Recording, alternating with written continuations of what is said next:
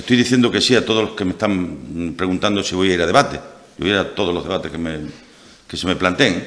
Pido, eso sí, que me gustaría que seamos capaces de entender lo que está pasando y, por tanto, que dejemos que en los debates haya preguntas de la gente, que haya preguntas del público de una manera organizada, que lógicamente tiene que ser de una manera organizada, pero que entendamos lo que está pasando por ahí fuera, ¿eh? Que por ahí fuera no quieren seguir viendo lo que han estado viendo hasta ahora, que son debates monolíticos, organizados por los aparatos de los partidos, donde nadie se sale del guión, donde nadie se mueve una coma y, desde luego, donde nadie aclara nada, sino que va cada uno a soltar sus mensajes.